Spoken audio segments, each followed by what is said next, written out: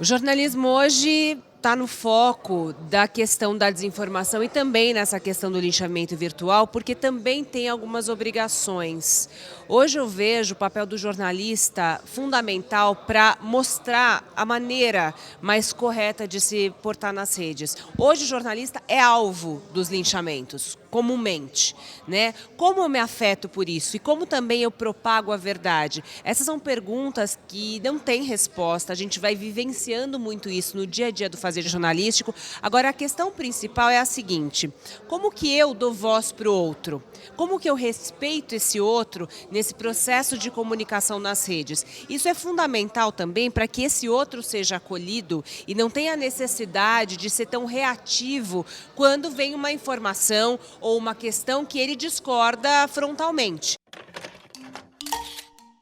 Eu sou Pétria Chaves, âncora da CBN. A gente trabalha muito com essa questão de consciência em relação à informação e também o papel do jornalista em traduzir isso para o grande público. Há um tempo atrás, quando a internet surge, parecia que a gente estava dando vozes aos oprimidos, né, no lugar dos opressores. Tanto que a gente dizia que os governos autoritários eram os maiores inimigos da internet, né, porque eles controlam a internet, acesso, enfim, etc. E, de repente, a gente colocou um termo para isso que se chamava utopia cibernética. Agora a gente tem uma distopia, né? Porque agora a gente vem vendo um radicalismo, um extremismo. Eu vi o melhor do Twitter ou das redes sociais e eu vi o pior.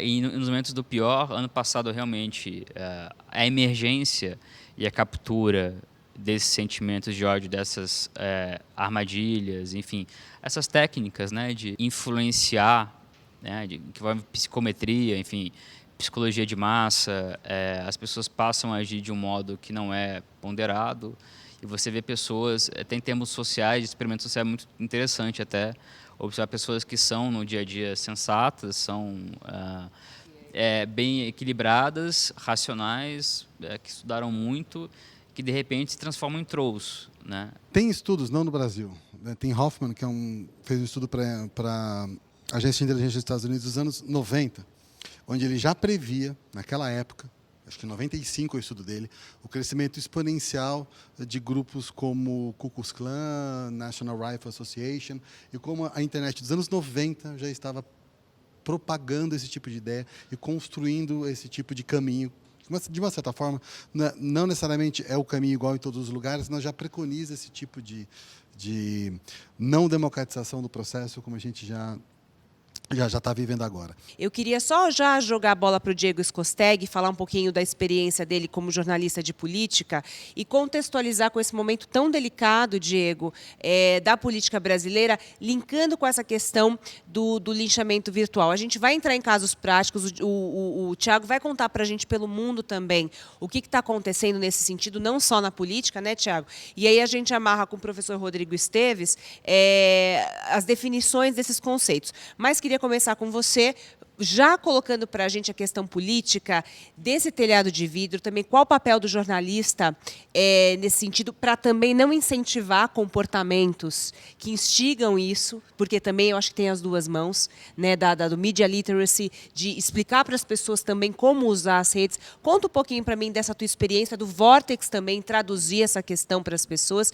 e o que você tem observado. Bom dia, Diego. Bom dia, Petra, bom dia a todos, quem estiver assistindo também, né? Eu acompanho e participo do ambiente digital como jornalista há muito tempo, né?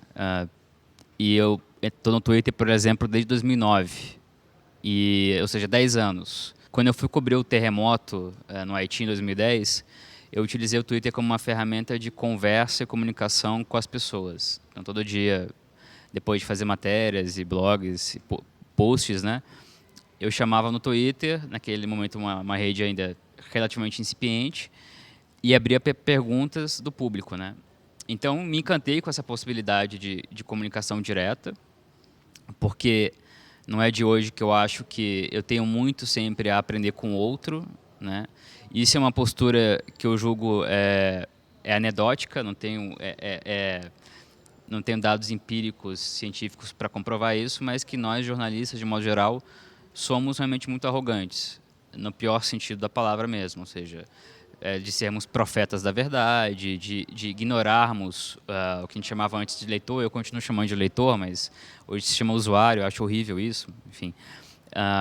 Mas de enxergar no outro alguém que tem algo válido para não só criticar o seu trabalho, como para contribuir, ou seja, uma construção coletiva, né? E naquele momento eu vi as possibilidades bacanas do Twitter. Nós temos uma sociedade, um país que é extremamente violento, né? Uma falsa cordialidade, enfim, questões que são históricas e que quando a internet chega, temos um instrumento para expô-las, né? Então, assim, Expor e potencializar. E potencializar, isso. Então, assim, havia campanhas organizadas que era muito mais por blogs do que pelo Twitter, né? Que Twitter, eu falo do Twitter, embora ela seja uma plataforma menor, né? Ela é muito influente e ela tem muita capacidade de irradiação. O professor pode falar um pouco sobre isso. Hoje até o YouTube tem mais do que isso, salvo engano, mas, enfim. E comecei a não saber muito bem como responder, porque eram distorções, mentiras, com propósito político mesmo. E eu vi as pessoas inteligentíssimas reverberando aquilo como se fosse verdade. Eu falei, gente, mas isso é falso. E eu comecei antes de haver o termo fake news, antes de se tornar algo realmente muito mais predominante, a ver esse fenômeno nascente de proliferação de sentimentos de ódio, né? Cometi meus erros também por estar aprendendo a lidar com a rede, né, e com esse mundo em rede. Quero jogar para os dois, para o Tiago, já vou deixar também a pergunta para o professor Rodrigo e a gente volta com você também para amarrar, Diego. Primeiro, para o Tiago, em cima disso que o Diego comentou com a gente, na propagação dessas informações falsas, também numa voz abafada, porque existem centros não só como Facebook, Google, mas também os centros de comunicação. Quando a gente fala de grandes corporações, eu trabalho numa delas e a gente sente aí mesmo com os ouvintes, uma necessidade de voz e, às vezes, muito ataque contra o jornalista, por exemplo, porque as pessoas não se sentem ouvidas, então elas vão para esse frenesi de curtidas e de bater em quem quer que seja, porque existe uma necessidade de falar e as pessoas não se sentem ouvidas. Então, a minha pergunta para o Tiago, por um lado, para esse volume de informação, para esse perigo do linchamento virtual a qualquer momento, não deveriam existir ferramentas como de inteligência artificial que exponencialmente desmintam ou que joguem na rede respostas para desmentir o que seja mentira, para desmentir boatos, porque humanos não vão dar conta, nem agências de checagem de notícia, mesmo jornalistas com cabeças lúcidas a respeito da sociedade, não vão dar conta do volume dessas informações e dessas, talvez, falsas informações, ou então até linchamentos, acusações e tudo mais. Eu acho que o que você colocou sobre usuários e leitores eu acho que é uma provocação super importante isso. E aí o outro ponto que o Diego colocou, que eu acho que é super importante, é onde isso acontece, em que território isso está acontecendo. Então a gente tem hoje as grandes plataformas, que são os territórios. Então hoje no Brasil a gente tem 100 milhões de brasileiros acessando a internet, que se chama só Facebook, que é pelo zero rating.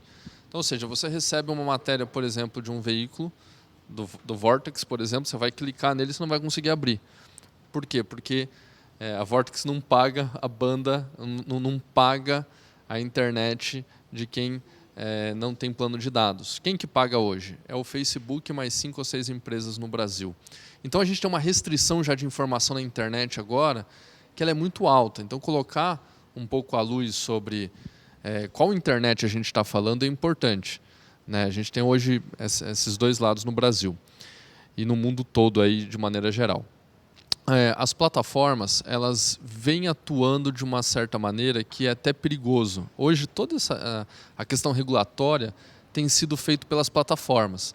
Então, as plataformas estão dizendo o seguinte, né? Hoje cedo, ontem, essa semana, o Twitter disse, olha, não vou mais permitir anúncio de política nas redes sociais.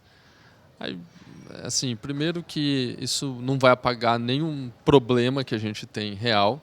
Mas quem está tomando essa decisão? É as plataformas. Será que essa decisão tem que estar nas plataformas ou tem que estar dentro de uma construção de regulamentação um pouco maior sobre acesso à informação, sobre liberdade de expressão mesmo. E o que vem acontecendo com relação à tecnologia é que as plataformas têm captado de uma maneira muito mais rápida esse problema do que a sociedade. Então, isso só coloca um ponto de vista nas soluções que estão sendo construídas.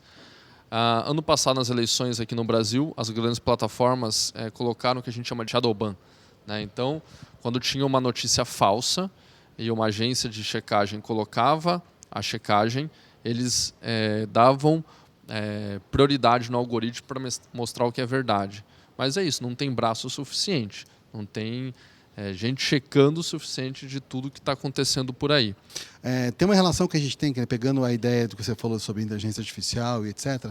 Sim, é possível você treinar lá uma maquininha, um robozinho, a gente pode fazer isso, simples, para conseguir entender o momento que um linchamento começa, que esse swarm, né, que esse enxame acontece, só que ele é reativo, né? Então, quer dizer, quando ele tem que armazenar uma quantidade X de dados para perceber a existência do problema e, a partir daí, reagir a ele. Então, de uma certa forma, o problema já está acontecendo. Ele é minimizado, ele é remediado, né? Não, quer dizer, então, nesse sentido, ele é sempre reativo, né? O ataque ele não necessariamente deixa de acontecer por causa dessa necessidade do acúmulo de dados. A gente não pode nunca deixar de ter em mente que essa comunicação, né, como foi bem assinalado, ela é privada, ou seja, de uma certa forma ela existe, ela é permitida, que numa certa instância ela serve à empresa privada. Ela leva as pessoas a ficarem conectadas mais tempo, obviamente ela gera lucro, né? Então, quando você pensa, na verdade, isso, você pensa não só no indivíduo, mas também no modelo de negócios dessas empresas e como, de uma certa forma, o modelo de negócios também é uma parte desse problema.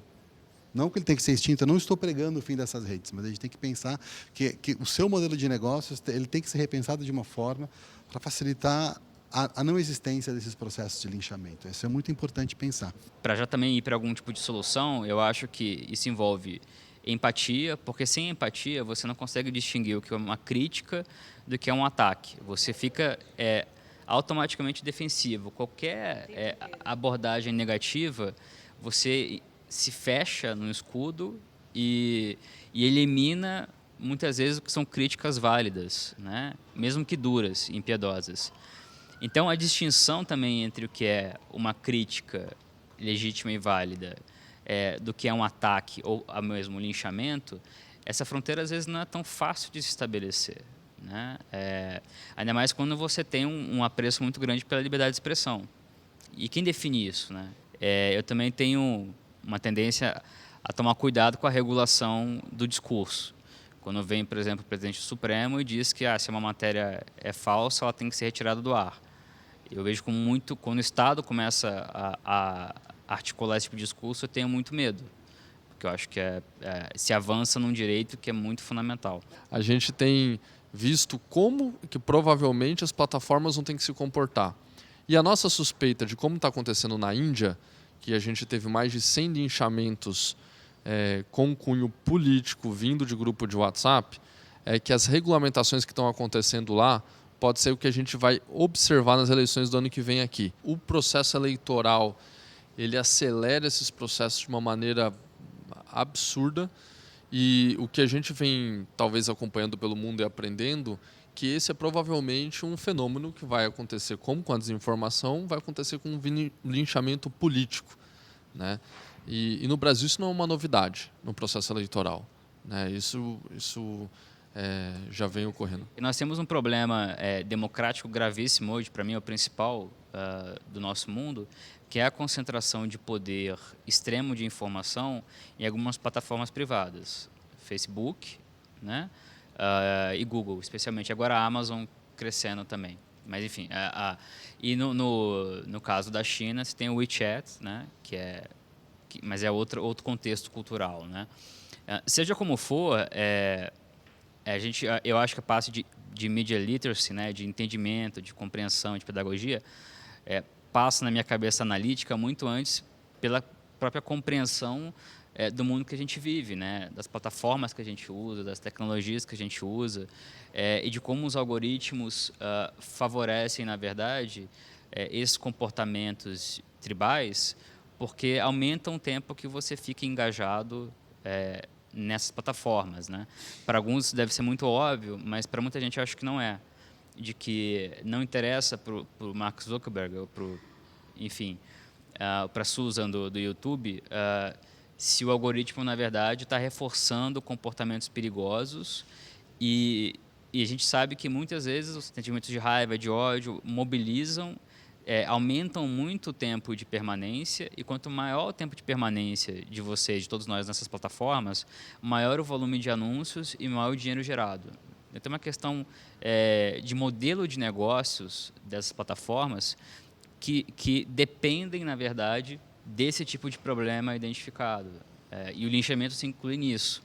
Ou seja, o linchamento virtual está contido num contexto muito mais amplo de algoritmos que não são... E não tem accountability, né? A gente não tem uma palavra boa em português para isso até hoje, né? Não são éticos, não tem... E uma discussão que é muito forte lá fora, na Europa, nos Estados Unidos, aqui pode ser ignorância minha, mas eu vejo ainda muito incipiente.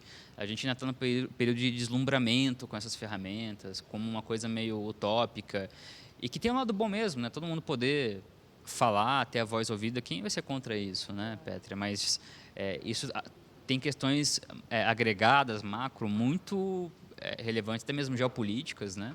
Há 5 anos, mais ou menos, um pouco mais, 6 anos, eu tinha um programa na CBN, chamava CBN Mix Brasil, em que a gente se propunha a falar um pouquinho sobre o universo da diversidade sexual, de como essa questão era vista pela sociedade. A gente entrevistou algumas vezes o Jean Willis no programa, e eu, assim, ainda bem, né, que a repercussão foi muito pequena, mas eu já vi nas redes coisas falando sobre mim.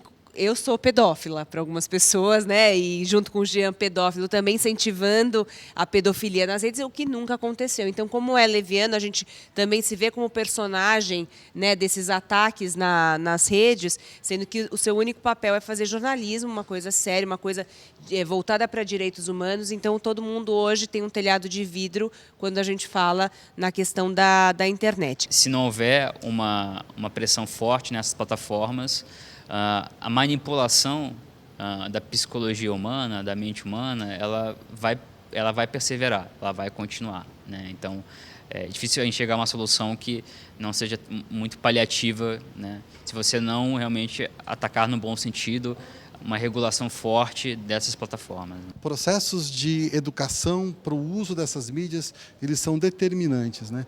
Mas eles têm que ser processos de educação que não só expliquem teoricamente o impacto dessas mídias na vida das pessoas, porque é muito distante você mostrar o caso de uma pessoa que foi linchada lá numa cidade que você não conhece, a não sei quantos quilômetros de distância, né?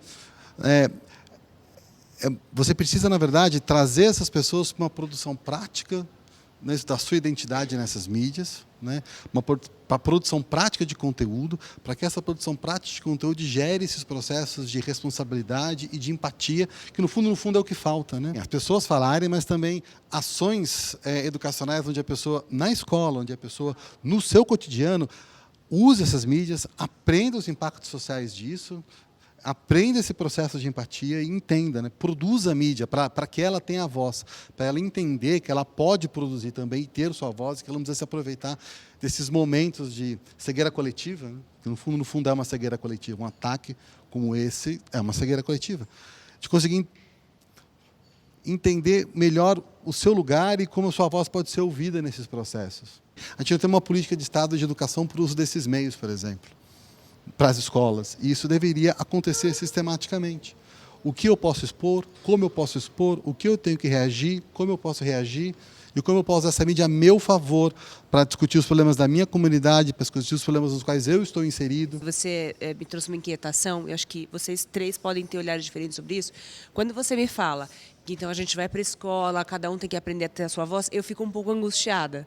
Porque a minha sensação é a seguinte, a gente já tem tanta informação e já tem tanta gente falando, e mesmo que você seja educado dentro da sua escola para falar, você vai produzir mais conteúdo e vai ter menos gente se ouvindo, porque, na verdade, a gente está desinformado pela quantidade de informação que a gente tem. A minha pergunta para vocês três é, pensando também em futuro e práticas, será que não está aí para emergir uma nova rede que vá propor uma nova forma de comunicação? Porque talvez talvez essa comunicação não está sendo eficiente? Olha, aí é uma impressão minha só, né? Já existem algumas redes que tentaram fazer isso. O problema é que é muito difícil adquirir escala, adquirir os efeitos de rede. A gente está falando da natureza humana, né? E, infelizmente, especialmente em contextos históricos e sociopolíticos como o da Índia, como brasileiros, assim, de sociedades que são violentas, né? Novamente, é a raiva, é o ódio, é isso que engaja, para usar a palavra do momento, né? Então, assim, a gente querer...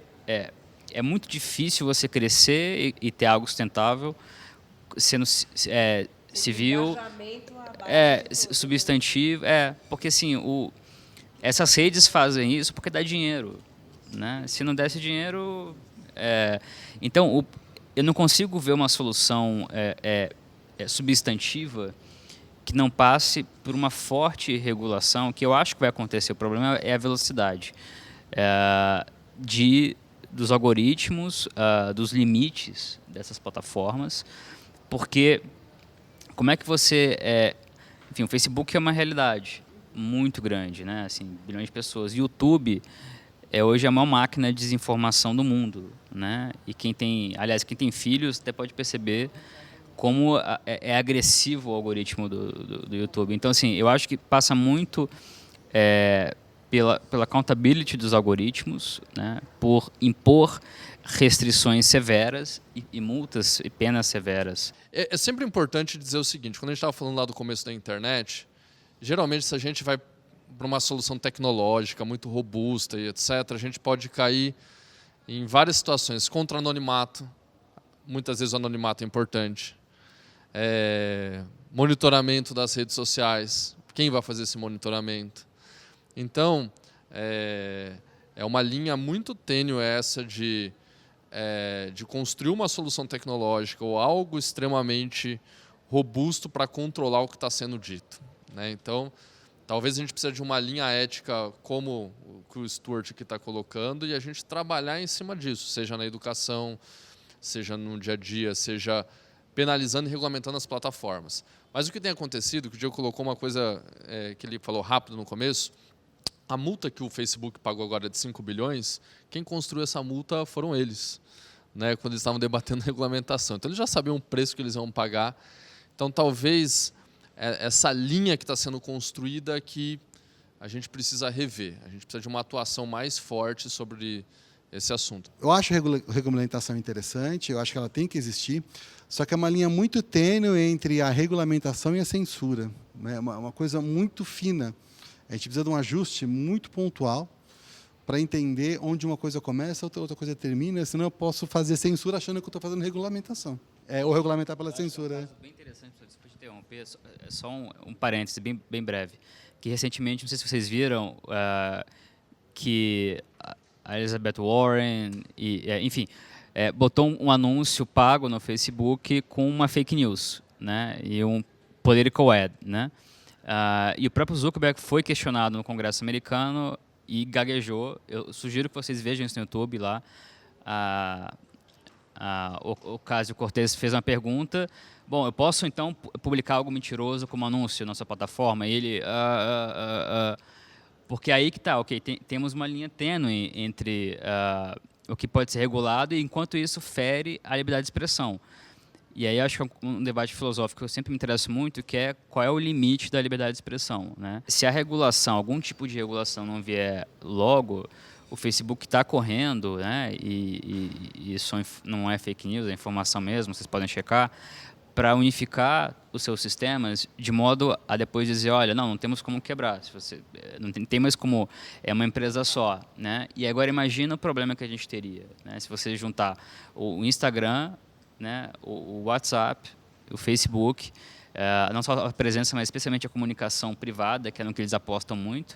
Ou seja, eles estão copiando o modelo do WeChat da China, que chega um ponto em que está tão entranhado, vira uma utilidade, como a gente chama, né? Está tão entranhado nas nossas vidas que você, não tem como quebrar, não tem o que fazer. Então, a gente está lidando com verdadeiros estados-nação. Nunca na história da humanidade houve uma pessoa com tanto poder em termos de informação quanto o Mark Zuckerberg, entendeu? E ele não pode ter esse poder, na minha visão, né? E, novamente, eu acho que essa é uma discussão que passa...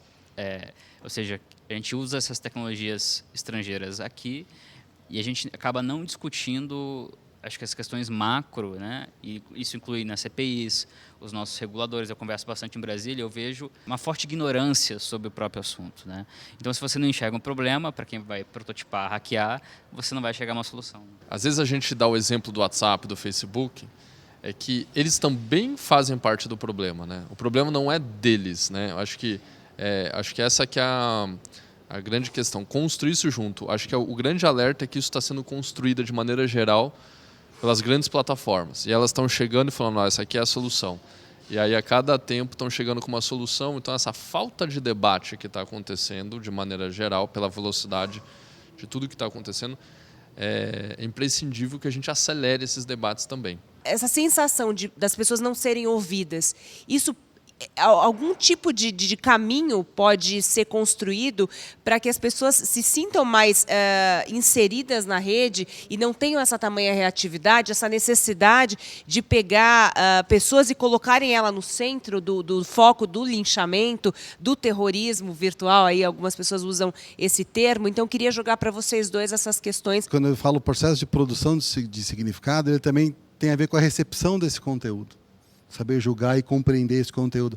E quando o indivíduo está tendo contato com isso, ele também está produzindo significado a partir do seu conhecimento de mundo, a partir do lugar que ele vem. Então, quer dizer, ensinar essa recepção, ensinar a checar a mensagem, ensinar a compreender e a ter empatia pelo impacto que isso pode ter, é um elemento determinante também para a gente entender, para a gente poder construir o que depende ali do indivíduo de uma forma um pouco mais humana e próxima do que nós gostaríamos de uma sociedade ideal. A questão volta a ser, né, professor, que as plataformas elas tentam se vender como plataformas neutras, né? E, na verdade, elas têm e o conteúdo produzido pelo usuário e elas não têm o que fazer. Esse framework não funciona, ao menos para as questões que a gente está conversando aqui, né? Construção de senso crítico e capacidade de pesquisa e navegação dentro dessas próprias redes, né? Isso é um elemento determinante para o indivíduo saber se a informação que ele tem na mão é um processo de desinformação e se isso vai gerar prejuízo para alguma pessoa inocente. E se aquele comportamento ele é adequado dentro do que a gente constrói e a gente vê como sociedade, né? E isso é muito pouco incentivado de uma maneira geral. Isso é muito pouco pensado de uma maneira geral, porque a gente pressupõe a verdade a partir do que está ali, né? Incorruptível. E o comportamento humano nos mostra nessas redes que isso não acontece bem dessa forma, né? A gente precisa sempre pensar de que esse indivíduo que está ali do outro lado, ele tem que estar preparado para entender como aquela representação tem impactos no mundo dele e das outras pessoas que estão à sua volta. E como o conteúdo que ele produz ou replica contribui para esse impacto. É potente isso porque a gente sai, nos vejo muito como célula. Porque é assim, né? A gente vai num trabalho de formiguinha, no micro e no macro, tentando fazer algum tipo de diferença. A gente que está no jornalismo fazendo algum tipo de diferença, colaborando e cobrando também para que essa questão da legislação seja mais efetiva, seja mais incisiva, que é o caso de vocês, meninos do ITE também. Então, acho que aqui a gente tem um braço, pelo menos, né? Pelo menos isso tem que ser, e trazer luz para essa questão, porque isso está todo mundo envolvido, o telhado de vidro é de todos nós, e a responsabilidade, esse chamamento para a responsabilidade, eu acho que é a questão mais importante hoje, porque assim como todo mundo pode falar na rede e tem essa liberdade de falar o que quiser e colocar, expor, é também nossa responsabilidade cobrar e tornar efetivo algum tipo de medida. Foi inquietante, eu vou sair daqui pensando ainda mais sobre isso. Eu queria agradecer aqui esse encontro, a gentileza do Diego, ainda mais nesse começo aí de Vortex, que está demais, já sou assinante. É verdade. Parabéns, tá, pelo projeto, estou acompanhando, quero ver crescer esse negócio, porque realmente é disso que a gente precisa. Professor, muito obrigada pelas explicações, que você esteja dentro, saindo da academia, indo para as escolas, indo para o público, indo para o coletivo, para trazer mais consciência experiência. E, Tiago, obrigada por possibilitar tudo isso aqui, essa roda de conversa para a gente no ITE, né, que o ITE está proporcionando. Muito obrigada mesmo. Isso é fundamental para mais democracia, mais liberdade, para a gente viver num lugar melhor. Obrigada.